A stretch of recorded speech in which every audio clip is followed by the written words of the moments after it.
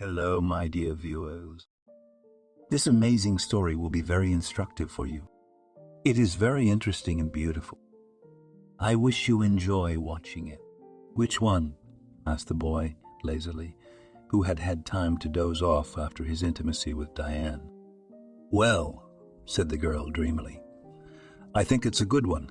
Anyway, I'm expecting a baby, joyfully proclaimed Diana, expecting that the guy would be happy and immediately propose to her.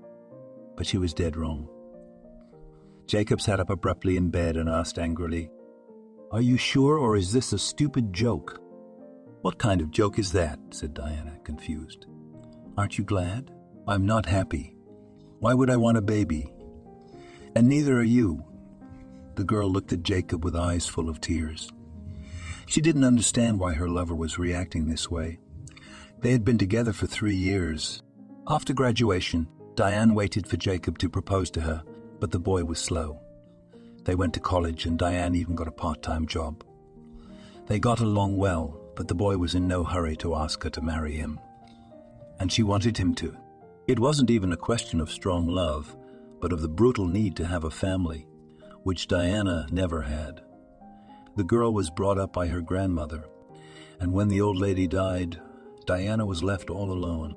Her relatives deprived her of her apartment, so she rented a small room in a communal apartment, making a living from odd jobs, and studied. When Diane found out she was pregnant, she thought Jacob would be happy, proposed to her, but the guy was furious. Stay here, I'll be right there, he said, getting out of bed. As he left the room, the girl lay quietly, trying to cope with her feelings. Diane heard him rummaging in the nightstand which stood in the hallway.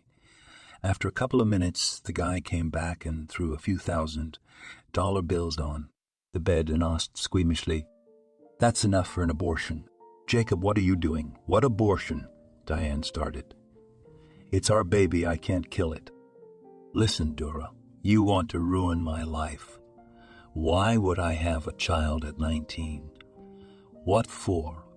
And you're not fit to be my wife either. I've wanted to break up with you for a long time, but I've always been sorry, Jacob said ruthlessly. But I think the time has come we're breaking up. Take the money for the abortions, get out, and let's not get hysterical. Don't make it hysterical. Don't make it hysterical. Don't make it hard. Diane slowly rose from the bed, her lips trembling. Treacherously, it was harder and harder to hold back the tears. She didn't understand why Jacob was doing this. Everything was fine. They'd made plans for their lives, dreamed of going on a trip, of helping Jacob's parents, of buying a house near the village so they could stay in the apartment themselves. They dreamed about a lot of things, but it all fell apart in an instant. I wonder if I hadn't gotten pregnant then, how our relationship would have developed, flashed through Diana's mind. The girl did not think it over. She had no need to think about it. She took her clothes, which Jacob had thrown off the floor in a fit of passion, and got dressed. She hoped Jacob would tell her something else important, but the boy was silent in the silence of the grave. She got dressed and hurried out of the room. You forgot the money, Jacob shouted at her, catching up with her at the door. Keep it, the girl whispered, holding back as best she could. I'm not having an abortion, but also a fool. Diane slowly trudged back to her small, dark room in the communal apartment, not knowing whether she would get a good night's sleep tonight, or if her neighbors were going to have another drunken brawl, screaming songs until the wee hours of the morning. Calls to Dianetics, threats had no effect on them. They were used to drinking and partying. That was their way of life. The normal thing to do, Diane, would have been to change her place of residence, to find herself a room in a more decent place, but she had no money. She couldn't live on a penny stipend, and the money she did manage to earn was spent on food and clothes. And now she was expecting a baby. Jacob had given up on the baby, and she didn't know how to get the baby out on her own. Maybe she should tell Jacob's parents, she thought. Maybe they could help her son. She liked the idea. The very next day, she took a position outside her beloved's house, hoping to catch up with his parents. Diane didn't know them very well. She had seen them a couple of times, but she was sure she could identify them without a hitch. A good-looking Jeep pulled up, and a short man got out and helped a petite woman out. It was Jacob's parents. Diane recognized them. Her lover bore an uncanny resemblance to his mother. Without wasting a moment, she approached the woman. "Hello," Diane said politely. "Are you Jacob's mom?" "Yes," the lady said, looking at the girl with surprise. "And you seem to be Diana, an acquaintance of my son's," the woman suddenly remembered. "Yes," Diana nodded cheerfully. "Can I talk to you for a minute?" "Talk," Ito interjected in surprise. "Well, let's talk, really. I don't know what about." After these words, the lady turned to her husband and spoke, looking at him. "Honey, go home. I'll talk to the girl and come back." "All right," the man replied, and disappeared into the entryway. As soon as the entrance door closed, the woman's face took on an angry expression. "But what did you want to talk about?" Jacob's mother hissed, dismissing all decorum. "Though I can guess your son told me you were knocked up by someone else, the one you want to hang your baby on. Jacob was kind enough to give you money for an abortion, but you wouldn't take it." "It's not like that," Diana said quietly. "Well, it's not exactly like that.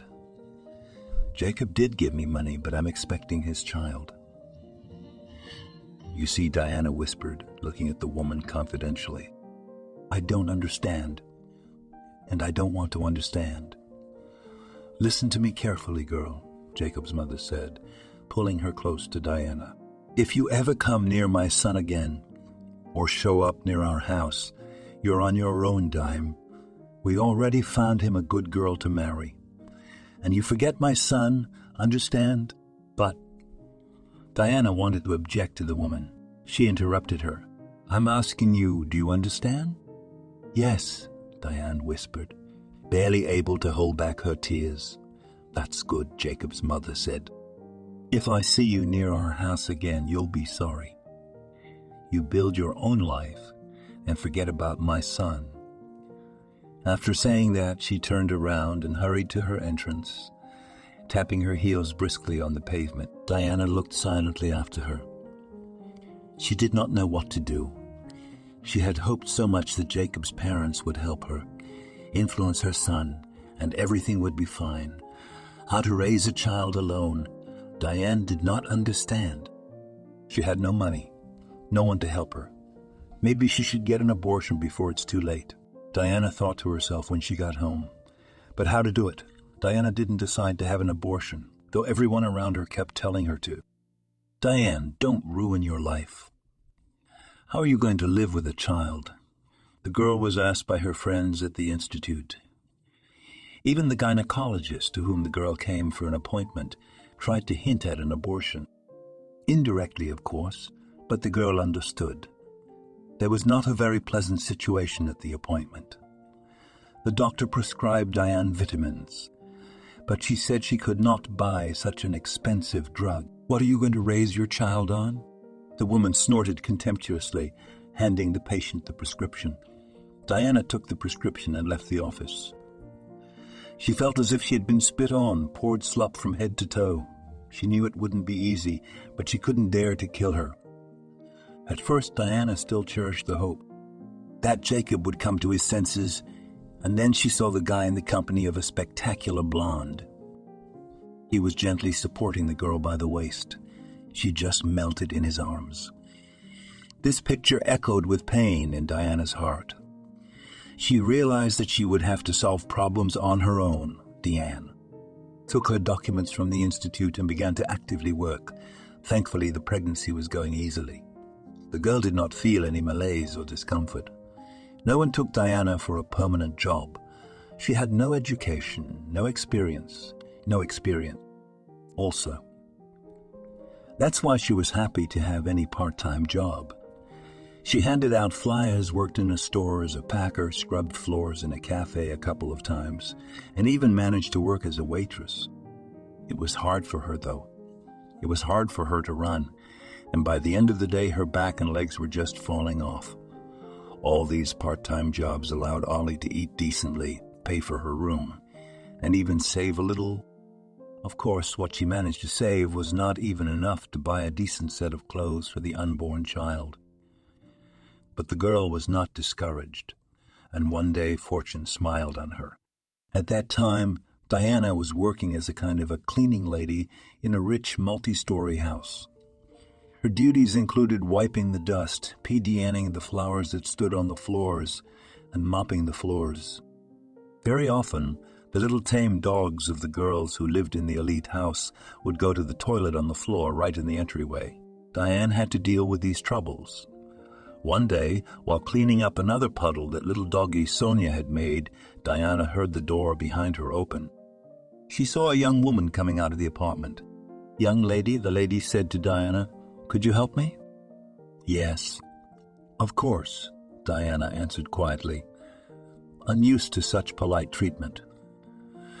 Usually the rich tenants addressed her as, "Hey, you with the rag, what did you want?" "You see," the woman began to say, "I have a little girl. Today I went through her things and put them in a box to be taken to the trash. But I can't go out. Milana isn't asleep. And I can't go out. Milana isn't asleep. And I can't leave it until the evening either. She will scatter it." "Well, could you take this box to the garbage dump?" "And I'll pay you," the lady finished quickly, hearing a demanding child's cry from the depths of the apartment. Of course, Diana nodded quickly, looking spellbound at the large cardboard box that the landlady quickly pushed out onto the landing. In the box were beautiful baby clothes. They were almost new, and Diana didn't understand why she would throw them away. But she didn't understand why she would throw them away, but she didn't ask. Of her business. "Here's the box," the woman said, "and here's the money." With a quick gesture, the lady put into her hand a couple hundred bills. The woman was about to close the door, but then Diana froze, and with some courage, she asked, "Excuse me, could I have these things for myself? They are so beautiful." Diana didn't have time to finish. The woman waved her hand impatiently and said, "Yeah, do what you want with this stuff. Just get the box away from my door and thank you for your help." With those words, the woman slammed the door, leaving Diana standing in the stairwell with a happy smile. The girl was truly happy. She was the owner of beautiful clothes for her baby. Diana was not even embarrassed by the fact that she did not know the sex of the child, and the things lying in the box were mostly girlish. "It's okay," the girl thought. "Even if I have a son, he may as well be lying in a pink baby blanket." Time passed, the pregnancy Diana progressed. The doctors had no complaints, the girl felt good, but her belly was growing, so it was getting more and more difficult to find any job Diana. And she was no longer able to wash floors or work physically. Fortunately, Diana managed to set aside some money and pay for her room. After buying a minimum amount of groceries, the girl settled down at home, waiting for the moment when her baby boy would be born. Diana knew the sex of the child. At the second ultrasound, they told her it would be a boy, and she immediately thought of a name for him. "It's going to be Archie," Diane decided from that day on and began to address her ever-increasing size belly. A month before the expected delivery date, Diana began to feel unwell. She felt sick and dizzy, weak, sometimes nauseous. At an appointment at the gynecologist, the girl talked about her problems. "You need to go to the hospital," the doctor said in an unobjectionable voice. "You have high blood pressure and all your unpleasant symptoms are caused by it. You don't joke about that. The nurse will write you a referral and you go straight to the hospital. There, you will probably stay until you give birth." Despite her excitement for the baby, Diana was happy to be sent to the hospital. The girl knew that in the maternity hospital they give 3 meals a day, and there is also an afternoon snack and kefir given before going to bed. For her, such a diet was a real blessing. Few days Diana hardly ate. She was running out of money, and she was saving as much as she could. Diana, who found herself in a maternity hospital, was prescribed IV fluids, prescribed many pills, and forced to take various tests. but the procedures did not give the desired result. Her blood pressure remained high, so the doctors decided to have a scheduled cesarean section to avoid putting the baby's health at risk. Diane, who dreams to give birth to her child on her own, was of course saddened by the doctor's decision, but she did not risk arguing. No hard feelings or arguments when it is a question of the baby's health. The doctor said that the operation was a success, but Diana felt very bad. Her body ached. Her body ached. Her stomach hurt, but she had time to feel sorry for herself. Was gone. She needed to stretch out to gain strength. Diana had no one to turn to take care of her son, so she could only rely on herself. Even from the maternity hospital, there was no one to pick the girl up. There was no money for a cab either. Or rather, the girl had some savings, but she did not intend to spend them, so firmly clutching her newborn son from the hospital, cheerfully hurried straight to the bus stop. Everything worked out well. Diana got to her room in the communal apartment without incident. There were not many people on the bus, so Diana calmly settled near the window and reached her destination. When she arrived home, the first thing she did was clean up, wipe the dust, aired the room, change the bedclothes. The girl had no money for a crib for Archie, so she decided that her son would sleep with her. There was no other way out anyway. The day after she was discharged, the children's doctor came to Diana. The older woman, looking sternly at the young mother, muttered, "Where does the baby sleep? With me?" Diana answered quietly. "Doesn't he have a crib?" She raised her eyebrows. "I have some at home," Diane decided to lie, so she wouldn't have to listen to lectures about being a negligent mother. "It's just that they still haven't brought any problems to the store." The girl composed as she went along. "I see," the woman said incredulously, "but you don't delay with the crib." Diane assured me that the crib would be delivered as soon as possible. She wasn't afraid to lie, knowing that the pediatrician was unlikely to visit her room again. Time was running out. On the appointed day, Diane visited the gynecologist. The girl was told that the stitch was normal. The doctor had no complaints, and Diana felt fine. The only thing that embarrassed the young mother was the money. It was disappearing at the speed of light. Archie needed diapers, powder, bath products. All these little things ate up most of the stash. Diane was saving heavily on food, and that became her mistake. Soon the girl began to notice that the amount of milk decreased drastically. Most likely, it wasn't just the meager diet and general fatigue that affected lactation. Milk was becoming less and less. Archie screamed more and more. After scraping together the last of her money, Diane bought baby formula for her son. After she fed, the baby fell asleep, and the girl cried with despair.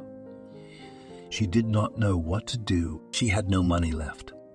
She had nothing to buy food for herself, nothing to buy food or diapers for her son. Diane took out her child's allowance, but it was impossible to get it on the same day. She had to wait about a month, if not more. But Diana had no idea what to live on. She had no friends with whom she could borrow even a little money. All the girls she had hung out with during her studies disappeared, and as soon as Diana began to have problems.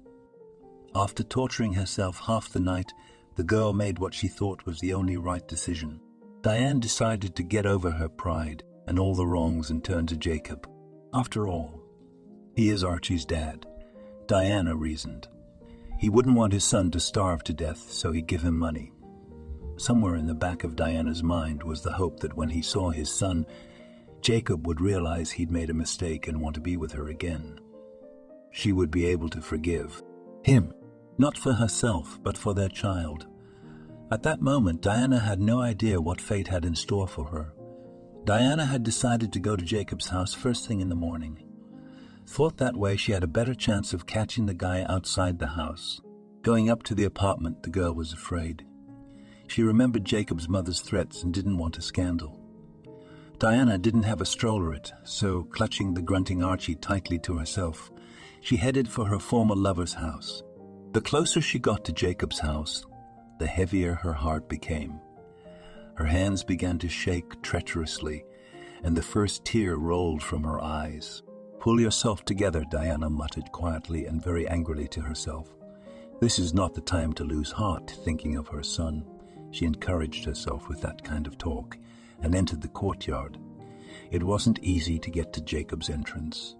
There were a lot of cars parked outside, decorated with flowers and ribbons. It must be somebody's wedding, Diane thought as she settled down on a bench near Jacob's driveway. From her seat, she could clearly see the front door and carefully watched who came out of it. For 10 minutes, the door swung open, and Jacob came out at a brisk walk. He was so good-looking. A stylish suit, a bright butterfly, and a gorgeous bouquet of flowers in his hands. Diana's heart snapped. She realized that all those beautifully decorated cars were meant for Jacob. Today, he is the groom. All of Diana's dreams of their reunion went up like smoke. But the girl knew this was no time to be proud and proper. She and her son needed money, and she could only ask for it from him. Clutching her son tightly to her, Diane rushed to the driveway where the boy was smoking. "Jacob." He looked at Diana with an uncomprehending look and squeaked squeamishly and started to get into the car. Diana tried to approach the car in which he was sitting, but the car had already moved, and next to the girl, inexplicably, the boy's mother appeared. The woman painfully grabbed Diana by the arm and hissed, "Why did you come here?" "I wanted to talk to Jacob, to show him our son and whether the girl had begun to nurture, but the woman wouldn't let her speak. I warned you not to come here, or there would be trouble. I warned you." "You were warned," the girl said quietly.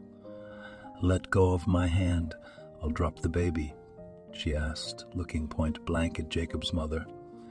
The woman melted her fingers and pulled slightly away from Diana. The girl's hand ached, but she couldn't rub it, couldn't touch it. She held her son for fear of dropping him. "You're lucky I'm nice today," Jacob's mother said, taking a drag on her thin cigarette. "Today my son is marrying a beautiful girl, and she's right for him. And she's expecting a baby with him. And she's expecting a baby with him. And this..." The woman squeamishly glanced at Archie, which Diana held in her hands. "This has nothing to do with us. For the last time. If you mess with Jacob, you'll be sorry. Do you understand?" "Yes," Diana whispered, trying to hold back the sobs that rose to her throat. Every word from Jacob's mother wounded the girl to the very core, hurting her beyond comprehension. Diana had never expected it to be like this. She thought she'd let go of Jacob, thought she'd let go of him, thought she'd let go of him, thought it was over, but no. Seeing him made her heart flutter with excitement. And then another betrayal. She couldn't take it anymore. Diana walked slowly down the street, cradling her son in her arms. She was walking back to a small room in the communal apartment where no one was waiting for her, where she would have to sit and think again about what to do, what to feed her child and herself. "I'm sorry, my son.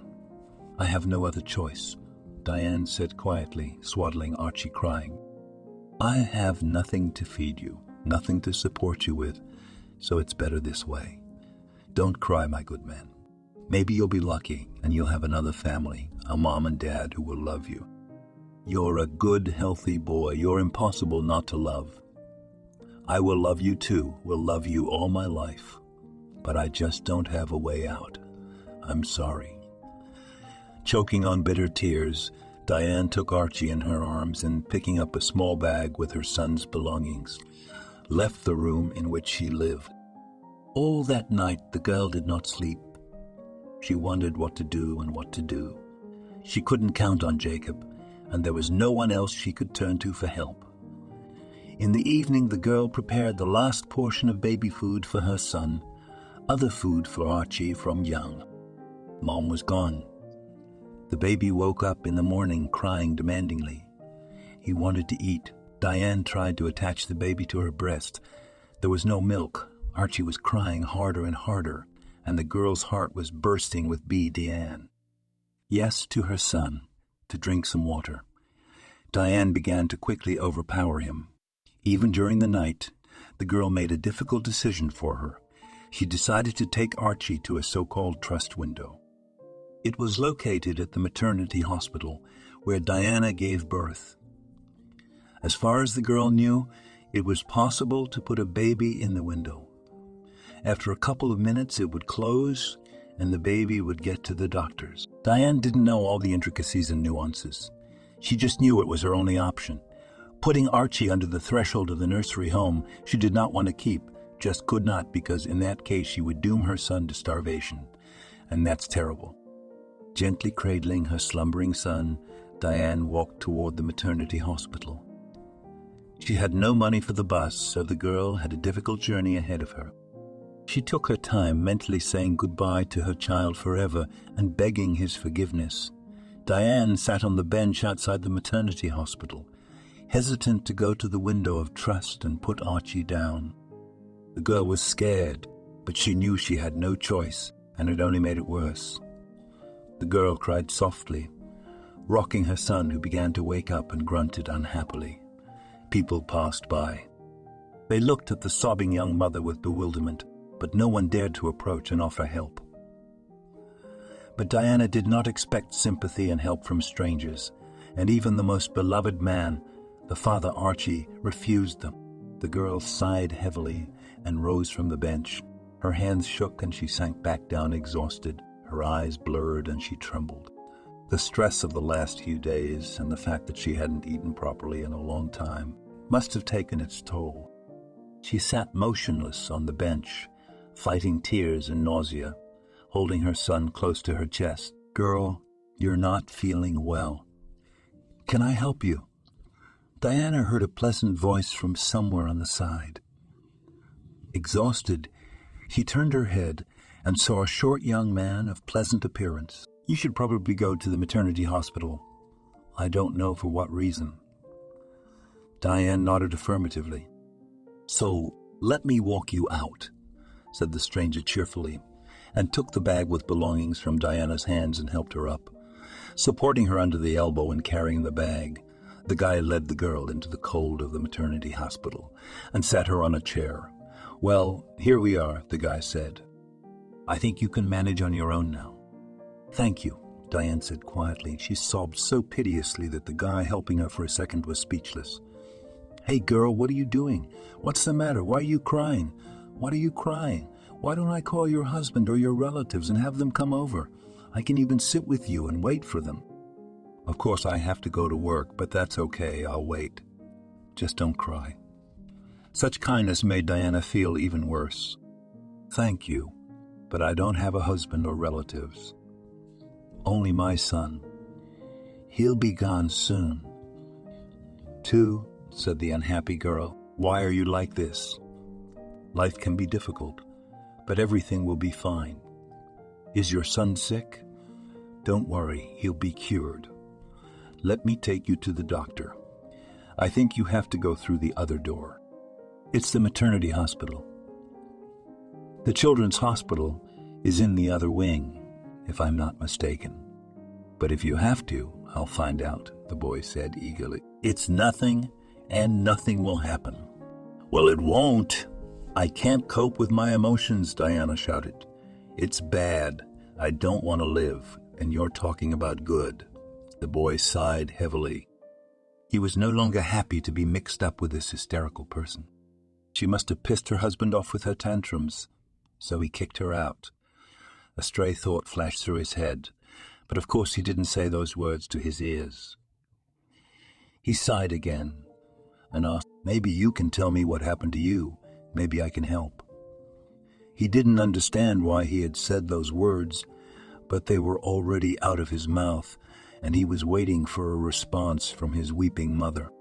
Diana looked at the boy with all her eyes and suddenly told him her whole story. The girl did not pity him, did not paint all the emotions, the pain, dryly, clearly on the merits. It was probably the lack of unnecessary emotions that most attracted the boy.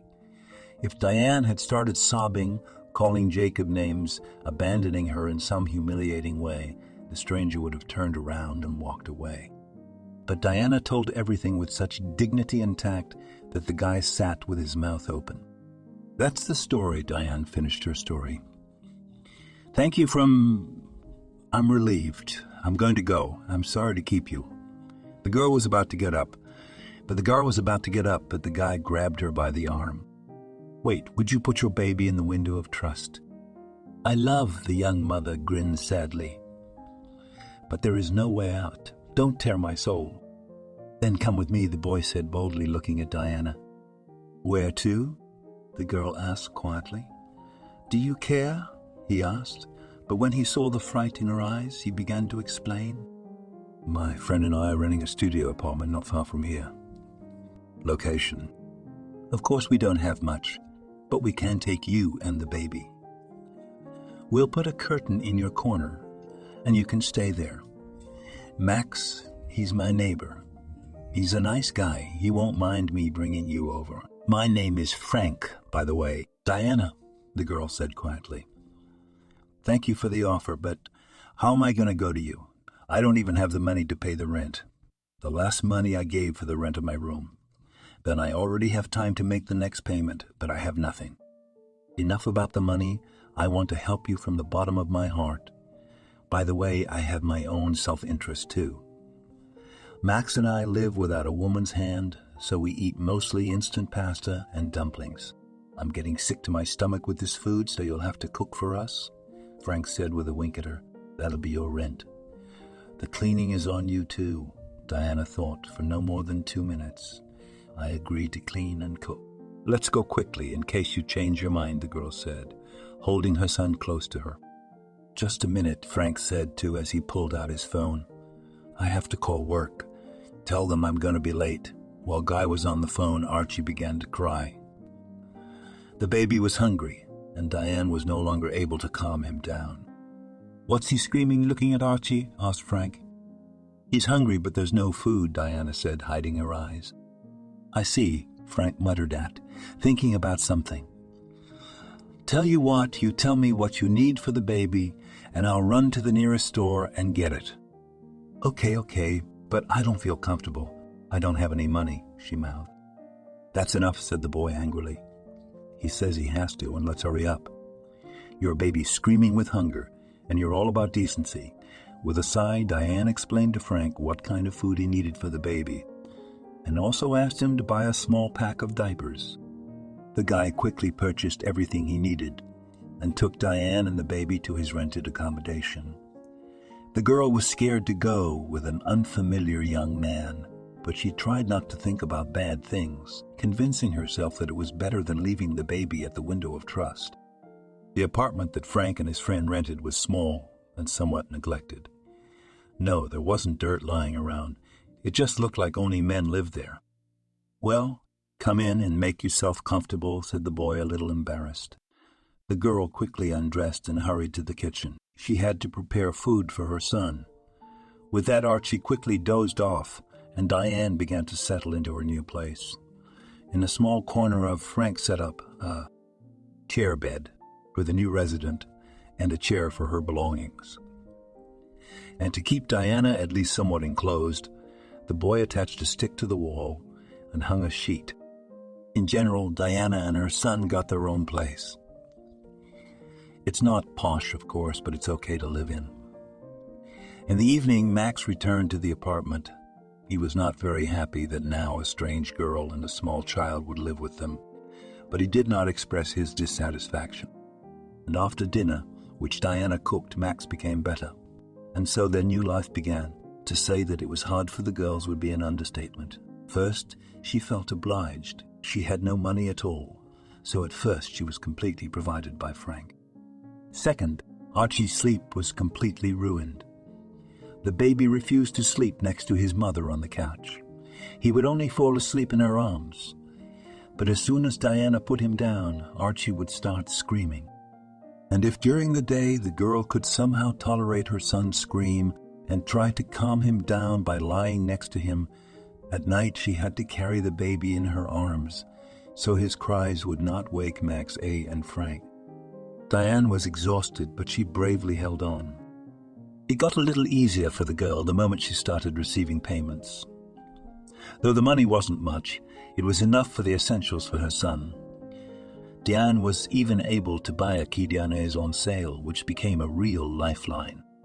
That night, Diana took the Kidianas out to the loggia, which was spacious, and rolled it there Archie. The boy fell asleep well in the Kidianaska, which allowed Diana to take a little nap next to him in the chair. As time went on, Diane realized that she needed to move out of the boys, but she couldn't do it. The money the girl was getting for her son wouldn't be enough for rent and food, so she took advantage of Max's and Frank's hospitality, and they didn't chase her away.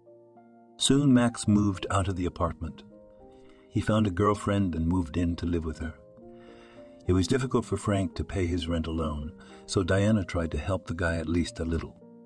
He did not take money from her, but the girl bought all the groceries herself. Diana knew how to cook deliciously and on a budget, and was very proud of it. After Maxim moved in, Diana and Frank started communicating a lot. The boy enjoyed messing around with Archie, could play with him while Diane cooked dinner or took a shower. From the outside, Diana and Frank looked like a married couple, although the relationship between them was friendly. The guy didn't make any hint of anything more, and Diane didn't even think about it. In all the turmoil, she didn't notice how old Maffei turned a year, and then a year and a half. The girl was lucky. Her son went to kindergarten, and Diana could get a job. After getting her first paycheck, Diana began to look after myself with my son renting a place to live. It's time to go, girl reasoned. How much goodwill can we take from Frank? Hey, poor one, doesn't even have a girlfriend because of us.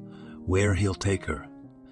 The thought that Frank might bring a girl or fall in love with anyone at all made Diana feel unpleasantly wistful. I just got really attached to him, she convinced herself. He helped me, and I am grateful to him, nothing more. Soon Diana found a decent and not very expensive room in a communal apartment. The apartment was attractive not only for its price, but also for its location. It was convenient to take Archie to kindergarten and to commute to work. Weekend, me and Arkim and I will move out of your house. You helped us a lot with her. I am madly grateful to you. I don't know what would have happened to me and my son if you had walked by us on that unfortunate day. The tears glistened in the girl's eyes, and she quickly brushed them away. But it is time to disappear. We can no longer take advantage of your kindness. I've got a job so I can get a place to live, she said, turning away from Frank, who listened to her silently. Are you sure you can handle it? The boy asked quietly. Yes, Diana answered after a little hesitation. I'm happy for you. I'm sorry, I have to go. I'm going for a walk, Frank said in a strange voice, and quickly left the apartment, and Diana took care of the baby. The girl had time to bathe and put her son to bed.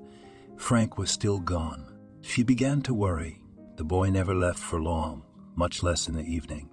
To calm down a little, Diane picked up the phone and dialed for Frank, but he didn't answer. The excitement was building. The girl tried not to panic. She went to the kitchen and made herself some tea. No sooner had Diana taken a sip than she heard the front door quietly open. The girl hurried into the corridor and could not believe her eyes. On the threshold stood Frank with a bouquet of flowers and a plush toy. This is for you, the boy said, holding out the flowers to Diana. And the toy, Archie. Thank you, the girl replied. What are the flowers in honor of? Glad we're moving out. No, Frank muttered. I wanted that. Anyway, Diane, I think I love you. Don't go anywhere. Stay with Archie here. Let's try to build a family. The guy finished his speech quietly. Diana looked at Frank in silence. She could not believe the reality of what was happening. The girl could not realize that Frank is not kidding and he needs her. Frank, are you serious? Diana asked after a few seconds. I have Archie. Why do you need a woman with a baby? Diane, don't be absurd. I've already taken Archie as my own. Just because one man betrayed you doesn't mean everyone else is a jerk, I said bitterly. He said, But you're definitely not a jerk, Diane muttered, and hugged the boy tightly. Diane stood on the threshold of the empty apartment and looked around. Is this all ours now? She whispered softly. How's ours? As soon as we pay the mortgage, it'll be ours, Frank said, laughing, hugging Diane. Mom, Dad, where will my room be? Archie said loudly, coming up behind me. The boy was already 5. He called Frank Daddy. Yes, and by documents, Frank is Archie's father. The two men love each other madly and get along great, and Diane, looking at them, is insanely happy. 2 years later, Diane and Frank got married. The stamp in their passports didn't change anything in their relationship. They loved each other tenderly, giving each other warmth and care every day. The guys lived in a rented apartment for a long time, and then they started to save up for their own place. Of course, they couldn't afford to buy an apartment, but they did manage to save up for a mortgage payment. They bought an absentee apartment that it was empty and needed furniture repairs and financial investments. But that didn't scare them. They were happy knowing that as long as they had each other, everything would be fine. It's all last box, Frank said with a heavy sigh. The whole space of the big room was littered with cardboard boxes and bags. These were the things the boys had made it to life. Diana looked at it all with a smile, but tears glistened in her eyes. Diane, what did you ask Frank? Looking at your wife, what are you thinking? What are you sad about? And now I realize that I definitely have no way out. I have to be happy, Diana murmured, snuggling closer to her beloved husband. Thank you for your attention, and see you again.